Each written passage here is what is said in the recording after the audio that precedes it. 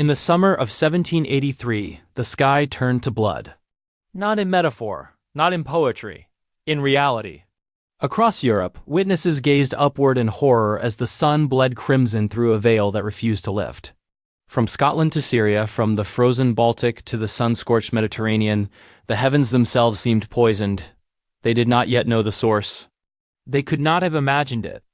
A wound had opened in the earth, not on some distant continent, not beneath some exotic jungle or towering peak, but in one of the most remote, isolated places on the planet, Iceland, a land where fire and ice wage eternal war, where the planet's raw power sits barely contained beneath a thin crust of rock, where the mid-Atlantic ridge tears the island in 2 millimeter by millimeter, century after century.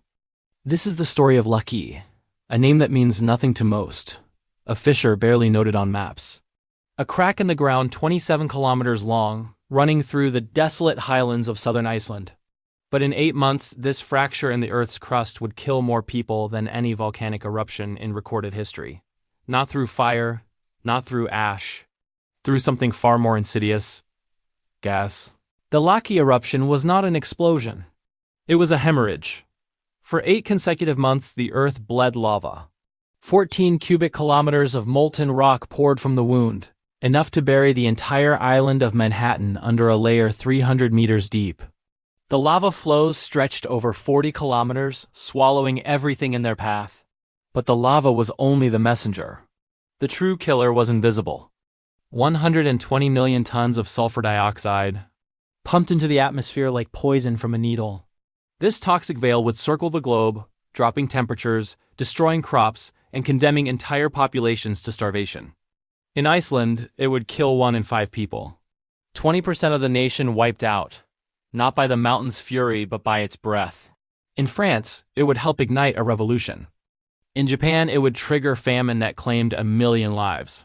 Across the northern hemisphere, the summer of 1783 became known as the summer that never came. But before the death toll, before the famine, before the blood-red skies and the sulfurous fog that choked the lungs of half a continent, there was stillness, the Earth's quiet breath before the scream. In early June 1783, Iceland was a land suspended between seasons. The harsh winter had retreated. The brief summer was beginning. Farmers tended their sheep across the highlands. Fishermen mended nets along the coast. Life continued as it had for centuries, hard but predictable, brutal but survivable. They did not know that beneath their feet, the planet was taking a deep breath. Deep in the Earth's mantle, a plume of superheated rock was rising. Driven by forces beyond human comprehension, this column of molten stone pushed upward through the crust, seeking release, seeking the surface. The pressure had been building for years, perhaps decades. Now it had reached the breaking point. The people of Iceland lived with volcanoes. They were born in their shadow. They farmed the fertile ash-rich soil that eruptions created. They knew Hekla, the violent peak that had terrorized generations. They knew Katla, sleeping fitfully beneath its glacier of ice. But Laki was different. Laki was unknown. The fissure that would bear its name sat in a remote wasteland called Saad, far from settlements, far from the centers of Icelandic life. It was nothing, it was nowhere. Until June 8, 1783. That morning, the earth split open. The first sign was not fire, it was sound. A deep, resonant rumble that seemed to come from everywhere and nowhere at once. Farmers across the Saya region stopped their work and looked toward the highlands. The ground trembled beneath their feet.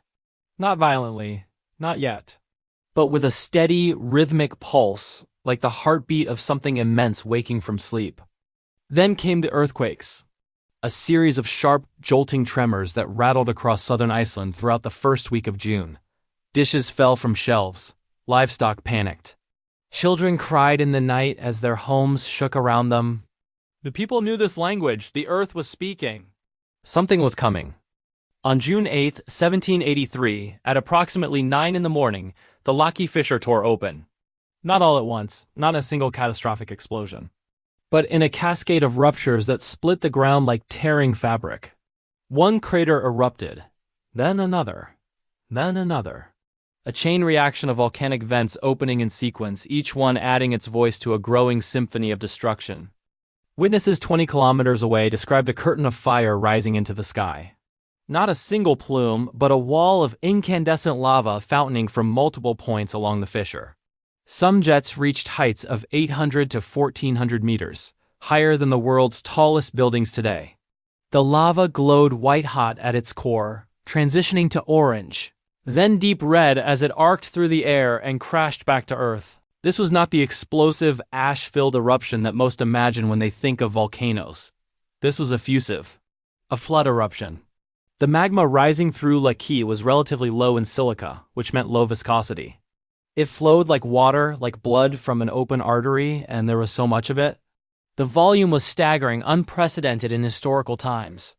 Within hours, rivers of lava were flowing down from the fissure in multiple directions. The molten rock moved with shocking speed across the relatively flat terrain, sometimes advancing at rates of several kilometers per day. These were not the slow, creeping flows often seen in Hawaiian eruptions. These were torrents. The lava had temperatures exceeding 1100 degrees Celsius, hot enough to vaporize water instantly, to ignite anything organic in its path, to reduce solid rock to bubbling liquid. The local pastor, Jan Steingrimsson, became the unlikely chronicler of the catastrophe. From his church in the village of Kirkjubajarkloster, he watched the destruction unfold. His writings provide the most detailed eyewitness account of the eruption's early days. He described a sky turned dark at midday. He described a rain of ash and pumice that coated everything in gray. He described the terror of his congregation as they watched walls of fire approach their farms, their homes, their church. But it was not the lava that worried him most. It was the fog. A thick, acrid haze that settled over the land like a poisonous blanket. It smelled of sulfur, of rotten eggs, of something fundamentally wrong. It burned the eyes and throat.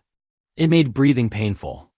Livestock began to die within days of the eruption's start, their lungs seared, their bodies convulsing. The fog, Steingrimsson wrote, was like nothing he had ever experienced. It was a poison from the underworld. Before we continue this story, subscribe to the channel. Your support helps us tell the true stories of Earth's most powerful volcanoes. He was right. The Laki eruption was releasing enormous quantities of volcanic gases, primarily sulfur dioxide, along with hydrogen fluoride, carbon dioxide, and other toxic compounds. These gases were far deadlier than the lava itself. While the molten rock could be avoided, the gas was everywhere. It hung low over the land, trapped by atmospheric conditions, unable to disperse. It seeped into homes. It contaminated water sources. It coated vegetation with a toxic film. The fluorine was particularly devastating. Volcanic fluorine compounds settled on grass and plants, which were then eaten by livestock. Fluorosis set in quickly. Sheep, cattle, and horses developed skeletal deformities. Their teeth loosened and fell out. They could no longer graze or chew. They starved even surrounded by food. Within weeks, animals across southern Iceland were dying by the thousands. And the eruption showed no signs of stopping. June passed into July. The fissure continued to bleed lava. New vents opened. The fountains of fire maintained their terrible display. The lava flows advanced relentlessly, consuming farmland, pastures, and eventually entire settlements. By the end of the first month, the Laki eruption had already become one of the largest volcanic events in Iceland's history. But it was only beginning. By mid-July, the true scale of the catastrophe was becoming clear. This was not a typical Icelandic eruption, violent but brief. This was something else entirely. The Laki fissure had settled into a terrifying rhythm. Pulses of activity, each lasting days or weeks, separated by brief lulls that offered no real respite. The Earth was not finished. It was pacing itself. The lava flows had by now covered over 500 square kilometers of land. They filled valleys, dammed rivers, and created entirely new landscapes. When the molten rock encountered water, the results were catastrophic. Explosive steam eruptions sent debris flying. Rivers boiled away or were diverted into new channels, flooding areas that had never seen water before. The Skafta River, one of Iceland's major waterways, was completely blocked by lava. The river vanished for days until it found a new route, bursting forth with devastating force downstream. Pastor Steingrimsson watched helplessly as the flows approached his village. On July 20th, a massive lava front advanced toward Kirkjubajarkloster. His congregation gathered in the church, certain they would die. Steingrimson delivered what he believed would be his final sermon, later known as the Fire Sermon. He spoke of faith, of acceptance, of God's will. And then, according to legend, a miracle occurred. The lava stopped. Just short of the village, the flow halted, cooled, and advanced no further. Science offers a simpler explanation. The lava had reached the natural limit of its momentum and began to cool and solidify. But to the terrified villagers, it was divine intervention. Steingrimson became a hero, a man who had talked down the wrath of God and earth combined. His church still stands today, preserved as a monument to that desperate moment. Yet even as some communities were spared, others were annihilated. Farms vanished beneath meters of solid basalt. Entire families fled with nothing but the clothes on their backs. The refugees streamed toward the coast, toward Reykjavik, anywhere away from the highlands, but there was no real escape. The poison followed them. The haze, which Icelanders called the Indin, the mist hardships, blanketed the entire island by August. It was not normal fog. It had a blue-gray tinge and a smell that never left. People developed respiratory problems. Skin lesions appeared on those with prolonged exposure. Eyes watered constantly, became inflamed, sometimes infected. The weakest, the very young and very old, began to die not from the direct effects of the eruption, but from the toxic atmosphere it had created. Crops failed across Iceland. The barley and hay that Icelanders depended on to survive the winter withered in the fields, coated with fluorine and sulfur compounds. What little grew was poisonous to eat. The livestock deaths accelerated dramatically. By autumn, over 50% of Iceland's cattle were dead. 75% of the sheep, 80% of the horses. These were not just animals. They were Iceland's economy, its food supply, its means of survival in a harsh climate. The famine began before winter even arrived. With the livestock dead and the crops ruined, Icelanders had nothing to eat. They tried to fish, but even the fishing was affected. Toxic runoff from the lava flows poisoned coastal waters.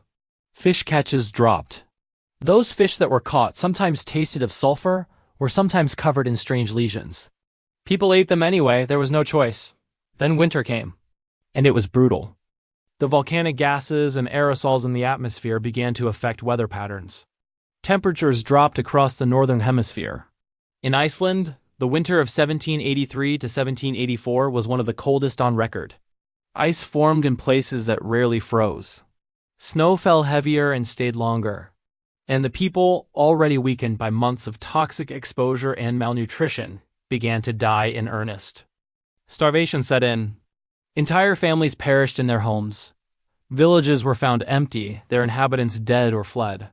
The roads were lined with corpses, people who had tried to walk to safety and failed. There was no help coming. Iceland was too remote, too isolated. The Danish crown, which ruled Iceland, was slow to recognize the crisis and slower still to respond. Supply ships that might have brought food were delayed or diverted. Iceland was on its own. By spring of 1784, the death toll was catastrophic. Out of a population of approximately 50,000, over 9,000 Icelanders had died. 20% of the nation. The Laki eruption through gas and famine had accomplished what no war, no plague, no previous disaster had managed. It had brought Iceland to the edge of total collapse. And still, the fissure had not fully closed. Weak emissions continued into February of 1784, 8 months after the eruption began. When it finally stopped, the silence was almost as shocking as the violence had been. The earth closed its wound. The fire retreated back into the depths. But the dying was far from over. While Iceland burned and starved, the rest of the world remained ignorant. News traveled slowly in the 18th century. Weeks passed before reports of the eruption reached Copenhagen. Months before the rest of Europe understood that something catastrophic was occurring in the North Atlantic. But they didn't need reports to know something was wrong. They could see it in the sky. The summer of 1783 was strange across Europe. The sun rose blood red and set the same way, filtering through a persistent haze that refused to clear. In England, the naturalist Gilbert White recorded in his journals that a peculiar fog had settled over the countryside in late June. It was not like any fog he had seen before. It was dry, smoky, and seemed to resist the wind. It dulled the sun to a disk of copper. It gave the moon an ominous red glow at night. In France, the astronomer Antoine Lavoisier measured the unusual atmospheric conditions with scientific precision. The haze was visible from Paris throughout the summer. The temperature fluctuations were abnormal. Lavoisier suspected a volcanic cause but had no way to confirm it. The connection to Iceland would not be made definitively for some time. All he knew was that the atmosphere had been contaminated by something massive, something unprecedented. The sulfur dioxide pumped into the stratosphere by Laki was undergoing a transformation. At high altitudes, it combined with water vapor to form sulfuric acid aerosols, tiny droplets that reflected sunlight back into space. This was the veil that European observers saw. It was not ash, which falls relatively quickly. This was a chemical suspension that could remain airborne for years, circulating globally, dimming the sun, cooling the planet. The effects were felt everywhere. In North America, Benjamin Franklin, then serving as ambassador to France, noted the strange summer weather. He theorized correctly that a volcanic eruption might be responsible for the atmospheric anomalies. His observations, published later, were among the first to connect volcanic activity with climate change. He understood that the Earth's internal fires could reach far beyond their immediate vicinity, that a volcano in Iceland could dim the sun in Philadelphia. But understanding came too late to prevent the consequences. Across the northern hemisphere, the summer of 1783 was cooler than normal. Not drastically, but enough. Enough to shorten growing seasons. Enough to damage heat-sensitive crops. Enough to set in motion a cascade of agricultural failures that would ripple through the following years. The winter that followed was severe. Europe shivered under unusual cold. Rivers froze that rarely iced over. Snowfall was heavy and persistent. In 1784, the weather remained erratic. Spring came late, summer was weak, harvests across Europe were poor. France was hit particularly hard. Bread prices rose. The poorest segments of society, already living on the edge of subsistence, were pushed into desperation. Riots broke out in Paris and other cities. The government's response was inadequate, hampered by financial problems and political dysfunction. The social fabric began to tear. Historians now recognize the Laki eruption as one of several factors that contributed to the conditions leading to the French Revolution. The crop failures, the rising food prices, the government's inability to address the crisis, all fed into the growing discontent that would explode 5 years later in 1789. A volcano in Iceland helped light the fuse that would destroy the French monarchy. The Earth's fury became entangled with human history in ways no one at the time could have understood. The climate impacts extended far beyond Europe. In India, the monsoon failed in 1783 and 1784. The disruption to normal weather patterns caused by the volcanic aerosols in the atmosphere weakened the seasonal rains that millions depended on. Drought and famine followed. In Japan, the summer of 1783 was disastrously cold. Rice crops failed across the northern regions. The Tenmai famine, one of the worst in Japanese history, killed an estimated 1 million people between 1783 and 1787. Laki's poison had circled the globe. Even the Nile failed to flood properly in 1783, disrupting agriculture in Egypt. In North America, the winter of 1784 brought record cold and heavy snowfall. The Mississippi River froze at New Orleans, an almost unprecedented event. Ice reportedly remained in the Gulf of Mexico for weeks. These were not coincidences. They were all connected, all consequences of a single geological event in one of the most remote places on Earth. The Laki eruption demonstrated something terrifying about our planet. Volcanoes are not local phenomena. A major eruption in one location can affect the entire world. The atmosphere connects us all. What happens in Iceland does not stay in Iceland. The gases, the aerosols, the climate effects all spread globally within months. The Earth operates as a single interconnected system. When one part convulses, the whole planet feels it. Yet in 1783, no one understood this.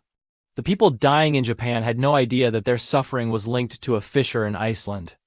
The French peasants rioting over bread prices did not know that a volcano was partly to blame. The connections were invisible, the mechanisms unknown. It would take centuries of scientific advancement before humanity could trace these global threads, before we could understand how deeply interconnected our world truly is. The Laki eruption killed tens of thousands directly in Iceland. But globally, the death toll was in the hundreds of thousands. possibly over 1 million when all the famines and climate-related deaths are counted. It remains one of the deadliest volcanic events in human history, not because of its violence, but because of its reach. To understand why Laki was so devastating, we must descend beneath Iceland itself, into the machinery that drives volcanic fury.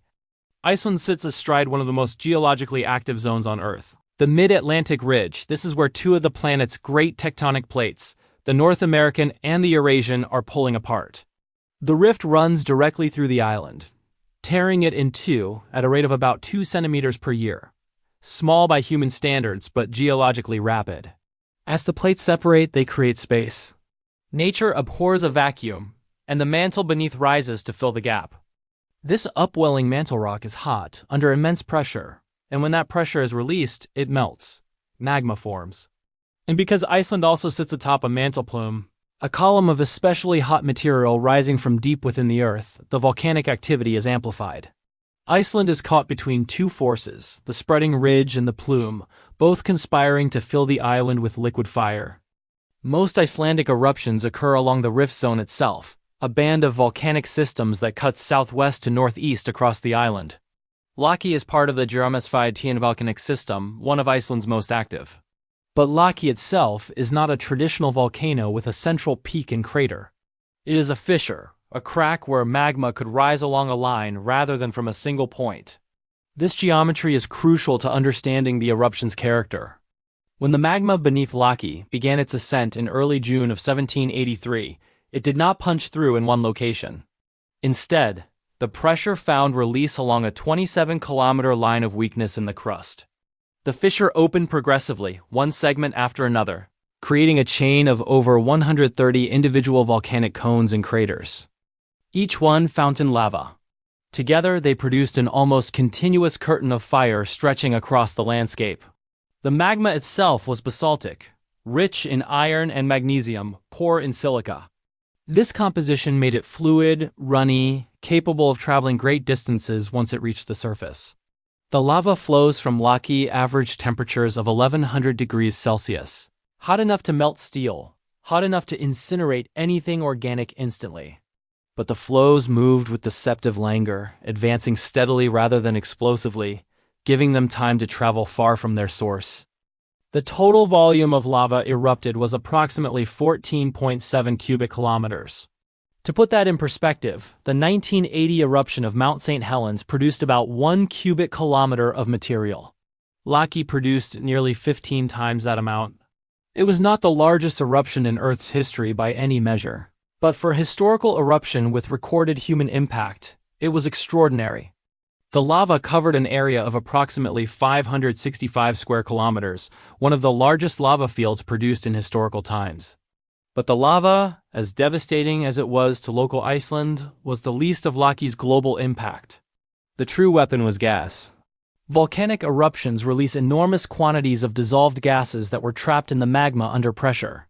When that pressure is released at the surface, the gases escape explosively.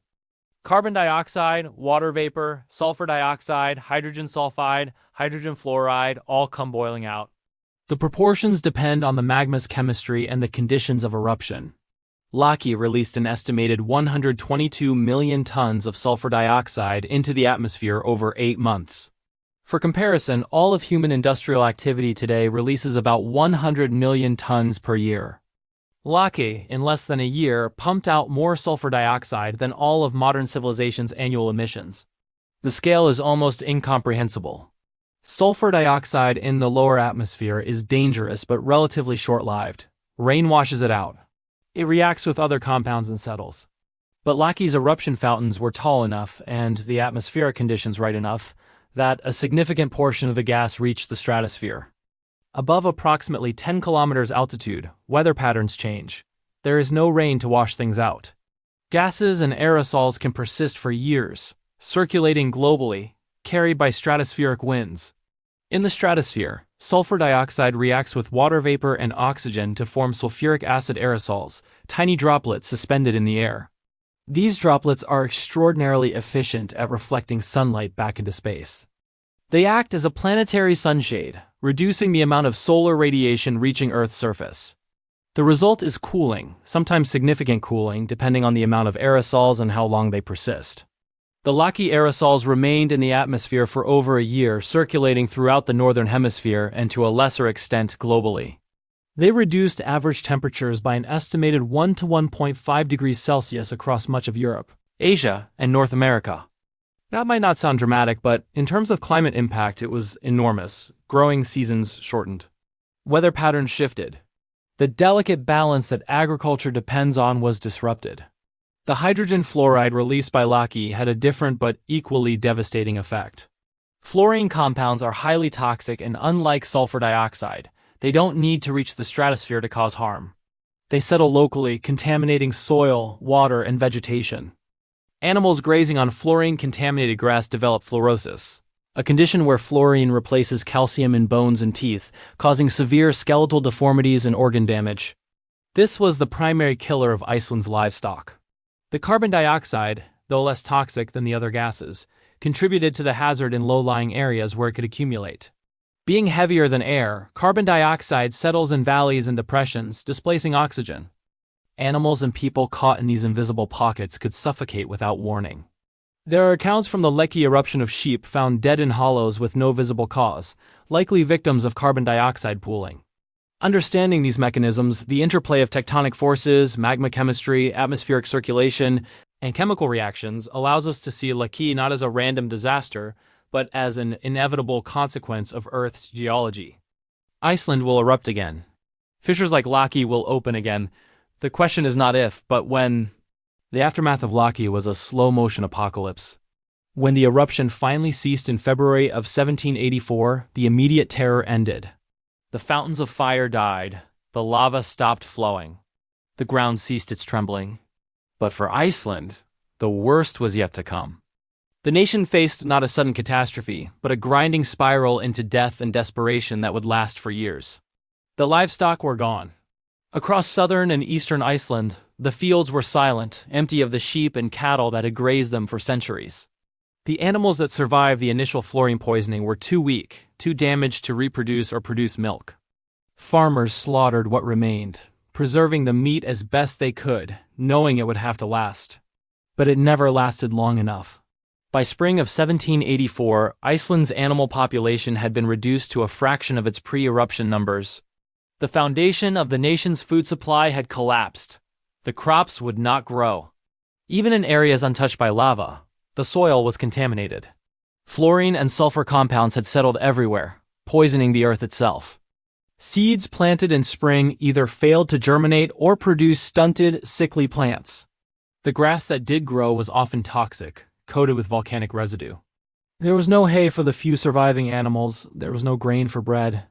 The land, normally harsh but survivable, had become actively hostile to life. Fishing, traditionally Iceland's backup when farming failed, offered little relief. Coastal waters had been affected by runoff from the lava flows and by changes in water temperature and chemistry. Fish catches were down. The fish that were caught were sometimes contaminated, tasting foul, covered in lesions. Fishermen reported strange phenomena, dead fish floating in masses, waters that smelled wrong. The ocean itself seemed poisoned. People began eating anything they could find. Seaweed became a staple, though it provided little nutrition. Leather was boiled and consumed. Animal hides, normally used for clothing or trade, were softened and eaten. There are accounts of people grinding down bones to make a kind of meal, mixing it with what little flour remained. Birds' eggs were collected obsessively. Anything remotely edible was devoured. Children died first. The very young simply could not survive on the starvation rations available. Infant mortality, already high in 18th century Iceland, became catastrophic. Then the elderly began to succumb, their bodies too worn to endure prolonged malnutrition. The strongest, the young adults, held on longest, but even they weakened month by month.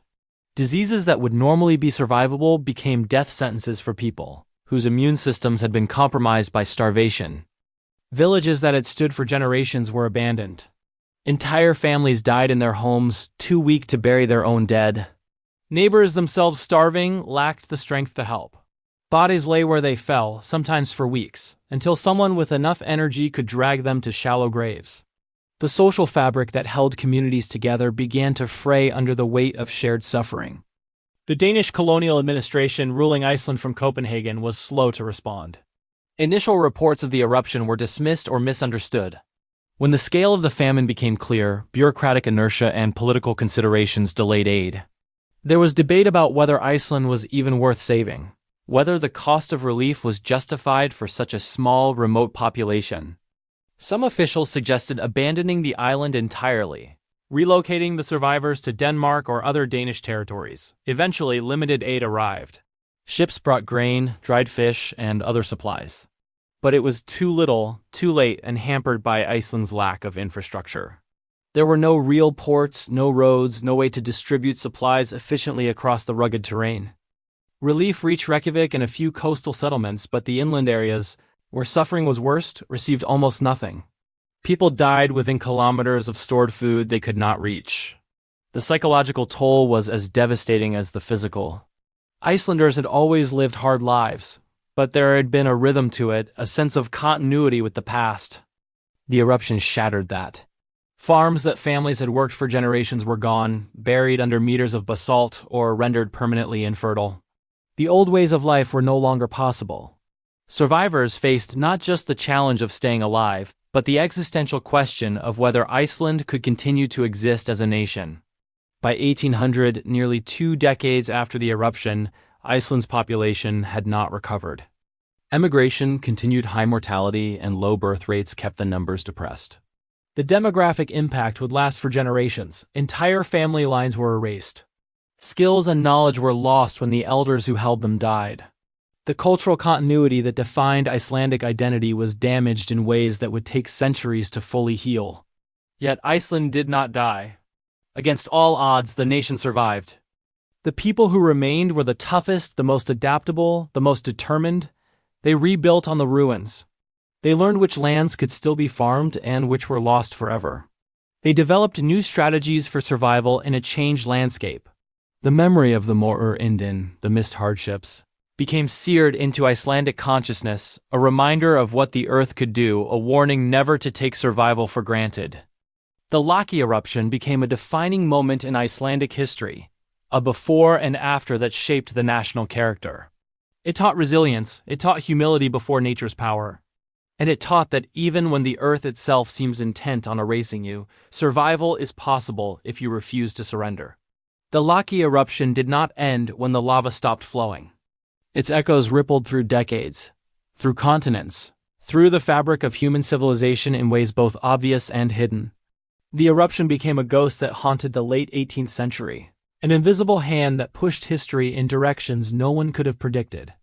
In France, the crop failures of 1784 and 1785 contributed to a subsistence crisis that would not fully resolve. Before the revolution erupted in 1789, the connection is not direct, not simple, but it exists. Bread prices in Paris doubled between 1787 and 1789. The urban poor, already living on the edge, were pushed into desperation. Rural peasants facing their own agricultural disasters flooded into cities looking for work and food that did not exist. The French monarchy, already financially weakened by wars and extravagance, could not respond effectively. King Louis XVI's government tried to import grain, but the costs were astronomical and the logistics nightmarish. Bread riots became common. The anger that had been simmering in French society found focus. The people blamed the nobility, the clergy, the king himself for their suffering.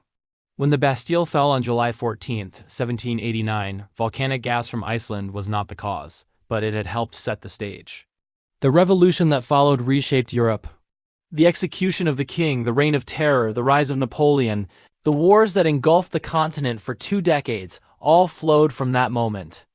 And while no historian would claim Laki caused the French Revolution, it was a factor, one thread in a complex web of causes. The eruption destabilized food supplies at exactly the wrong moment, adding stress to a system already near breaking point. In Japan, the famine raged from 1783 to 1787. The cold summers, failed rice crops, and resulting starvation killed approximately 1 million people, roughly 4% of Japan's population. The social disruption was profound. Peasant uprisings occurred across the country. The Tokugawa shogunate's legitimacy was questioned. The government implemented emergency measures, including price controls and forced grain distributions, but these were often ineffective or corrupt. The famine weakened Japan internally at a time when external pressures were beginning to build. Within decades, Western powers would arrive demanding trade concessions, and Japan's ability to resist would be compromised partly by the economic and social damage that began with the Tenmi famine. Again, the connections are subtle, but they exist. A volcano in Iceland contributed to political instability in Japan that would eventually factor into the forced opening of Japanese ports in the 1850s. In India, the failure of the monsoon in 1783 and 1784 caused widespread drought and famine, particularly in the south. The British East India Company, then consolidating its control over Indian territories, proved utterly inadequate in its response. Millions suffered. Tens of thousands died. The company's indifference to Indian suffering during this crisis set patterns that would be repeated horrifically in later famines throughout the colonial period.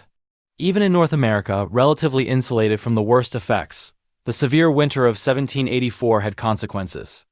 The newly independent United States faced economic difficulties partly due to agricultural disruptions. Trade with Europe was affected by poor harvests there. The young nation struggled through its early years, and while the challenges were primarily political and economic, the climate anomalies of the mid-1780s added another layer of difficulty. The Laki eruption demonstrated something that scientists would not fully understand until the 20th century. Large volcanic eruptions can act as natural experiments in climate forcing. They inject massive amounts of material into the atmosphere, temporarily alter global temperatures, and allow us to study how the climate system responds to perturbation. The 1783 to 1784 cooling was observed and recorded by numerous natural philosophers and scientists of the time, even if they did not understand its volcanic origin.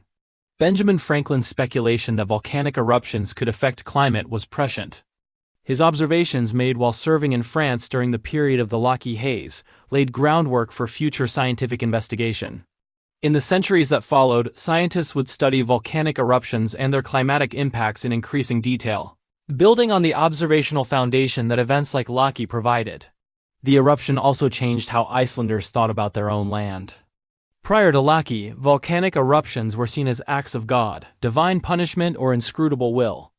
After Laki, there was a shift, subtle but real, toward understanding eruptions as natural phenomena that could potentially be studied, predicted, perhaps even prepared for. The Enlightenment was beginning to penetrate even isolated Iceland, and Laki, paradoxically, accelerated that process. Pastor Stein Grimson's detailed written account of the eruption became one of the earliest systematic descriptions of a major volcanic event. His observations, though framed in religious language, contained genuine scientific value. He noted the progression of the eruption, the characteristics of the lava flows, the effects of the gases, the impacts on people and animals. Future volcanologists would mine his writings for data. In the broader scientific community, Laki joined a growing body of evidence that the Earth was dynamic, not static. The late 18th and early 19th centuries saw the birth of modern geology as a discipline. James Hutton's theory of uniformitarianism, the idea that the same geological processes operating today have always operated, was gaining acceptance. Massive eruptions like Laki demonstrated that the Earth's surface was constantly being reshaped by internal forces. The planet was not a finished creation but a work in progress. The eruption as global reach also hinted at something that would become increasingly clear in the modern era. The Earth operates as an interconnected system. What happens in one location can have consequences everywhere. The atmosphere does not recognize borders. The climate does not care about nationality. A fissure opening in Iceland can cause famine in Japan. This insight, fully realized only in the 20th century with the advent of global climate science, had its origins in observations made during and after events like Laki. Yet for all its historical importance, Laki faded from global consciousness remarkably quickly. Within a generation, it was largely forgotten outside of Iceland. The French remembered their revolution but not the volcanic contributions to its causes. The Japanese remembered the Tenmei famine but not the distant eruption that helped trigger it. Only in Iceland did Laki remain vivid in collective memory, a scar that never fully healed. Iceland is not forgotten. The memory of Laki lives in the landscape itself, and the vast black lava fields that still stretch across the highlands, barren and alien 2.5 centuries later. The Laki crater row stands as a monument to the eruption, a chain of volcanic cones marching across the desolate terrain like tombstones marking the Earth's fury. Moss grows slowly on the lava, softening its edges, but the fundamental character remains unchanged.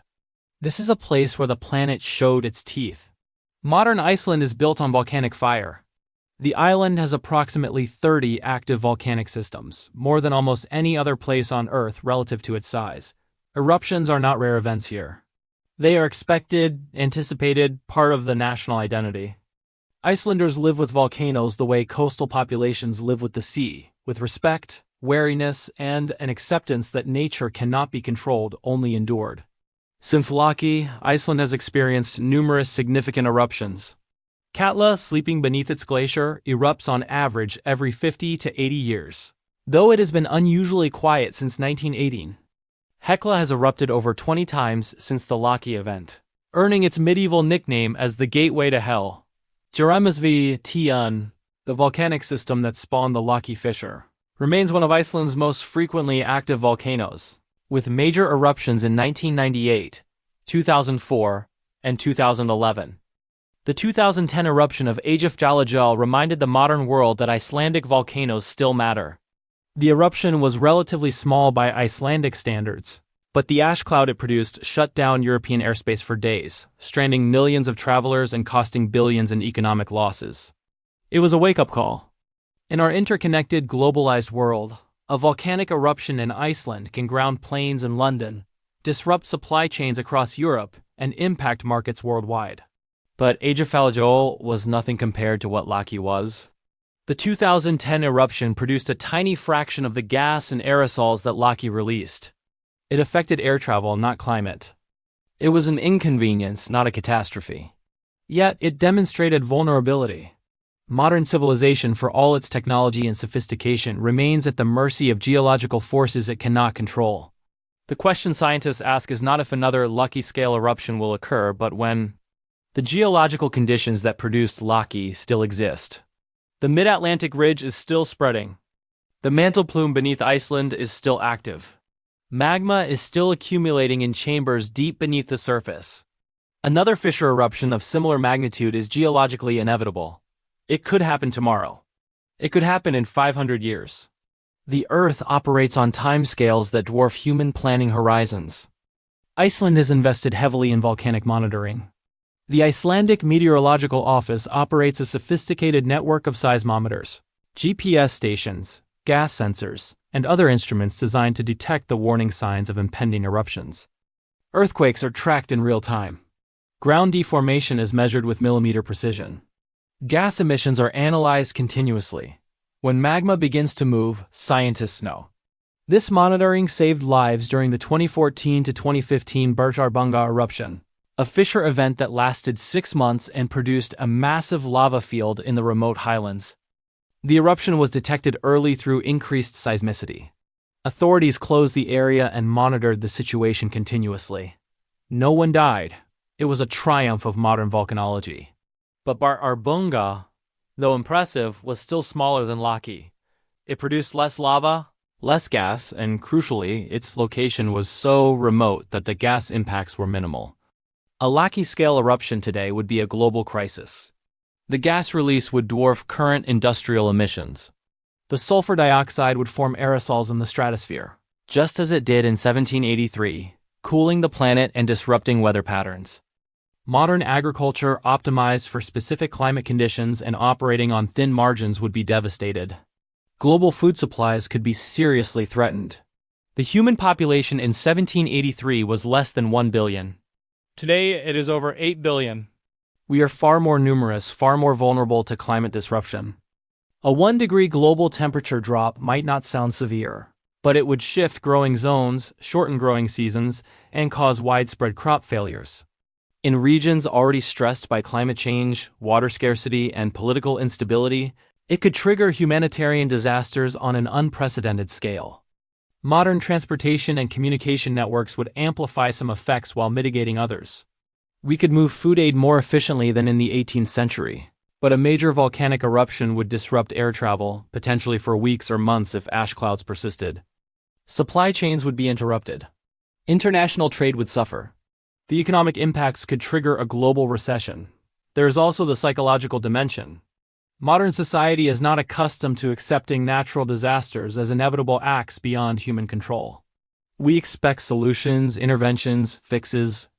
A major volcanic eruption would confront humanity with its fundamental powerlessness against certain natural forces. We cannot stop a volcano. We cannot prevent magma from rising. We can only monitor, warn, evacuate, and endure. Iceland itself is better prepared than in 1783. The population is wealthier, more mobile, and has access to imported food. The nation would suffer, but it would not face the existential threat that nearly destroyed it in the Laki aftermath. Emergency plans exist, evacuations can be executed. International aid would arrive faster and in greater quantity. But the trauma would still be immense. The disruption profound.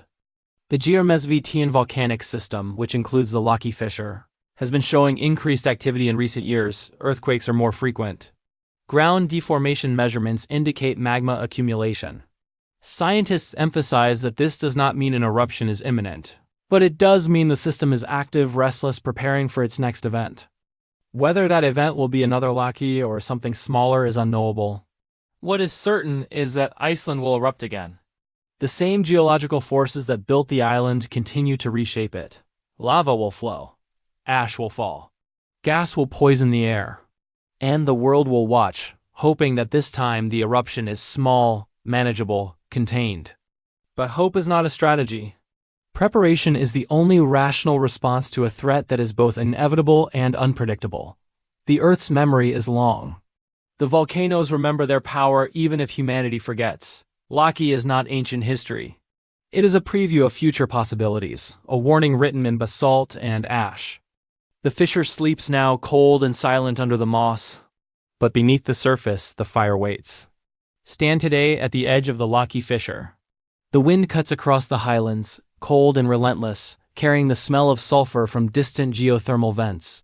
The black lava stretches to the horizon, a frozen sea of stone that once flowed molten and incandescent. Moss clings to the rock in patches of impossible green, life asserting itself even here in this place of death. The crater cones rise in a perfect line, each one a throat that once screamed fire. They are silent now. But silence is not the same as peace. This is what the Earth can do. This is what it has done before and will do again. We build our cities, our civilizations, our delicate networks of commerce and culture, and we forget that we build them on a planet that does not care. The ground beneath our feet is not solid, not permanent, not safe. It is a thin crust over molten rock, a fragile skin stretched across forces beyond our comprehension or control. The Laki eruption killed tens of thousands directly and contributed to the deaths of hundreds of thousands more across the globe. It altered weather patterns, triggered famines, destabilized governments, and left scars that lasted generations. And it was not even among the largest eruptions the Earth is capable of producing. It was moderate by geological standards. A reminder, not a revelation. The planet has done worse. The planet will do worse again. We cannot prevent this. All our technology, all our knowledge, all our wealth and power mean nothing against the fundamental geology of a living planet. We can monitor, we can warn. We can evacuate and prepare and mitigate. But we cannot stop magma from rising when pressure builds beyond the breaking point. We cannot seal a fissure once it opens. We cannot command the Earth to be still. What we can do is remember. Remember that we are not separate from nature but embedded within it. Remember that the same processes that create fertile soil and geothermal energy can also unleash devastation. Remember that every generation lives on borrowed time between disasters and that borrowed time will eventually run out. The Icelandic people learned this lesson in blood and ash. They carry it still. The Laki fissure is a graveyard and a warning.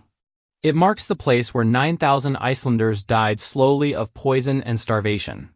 It marks the place where the 18th century learned that the atmosphere connects all of humanity, that a catastrophe in one location can ripple across continents. It marks the place where the Earth demonstrated, as it has demonstrated countless times before and since, that we exist at its sufferance. Yet there is strange beauty here. The lava fields shimmer in the low Arctic light. The crater cones stand like monuments to forces older than humanity. The moss grows, patient and persistent, reclaiming what the fire took. Life returns. It always does. Even after the worst the Earth can inflict, given time, life finds a way back. That is the counterpoint to the destruction. That is the hope encoded in the stone. Iceland survived Laki. The nation endured. From the edge of extinction, it rebuilt, adapted, and eventually thrived. Modern Iceland is prosperous, stable, and sophisticated. The descendants of those who survived the Moor-Indin now live in heated homes powered by the same geothermal energy that nearly destroyed their ancestors. They have made peace with the fire. They have learned to live with volcanoes not despite the danger, but in full awareness of it. This is the lesson Laki offers. Not that we can conquer nature, but that we can endure it.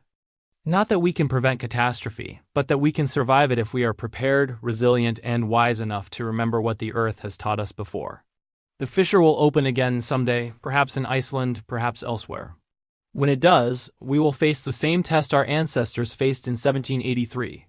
And our survival will depend on whether we remember the warning written in these black stones.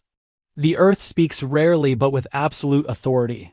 Laki was one of those moments when the planet raised its voice and the whole world had to listen. The message was simple and terrible. You are small, you are fragile, and you are here only because I allow it. 240 years later, that message still echoes across these lava fields. Carried on the wind, carved into the stone, waiting for those who will listen, the fire sleeps. But it does not forget. And neither should we.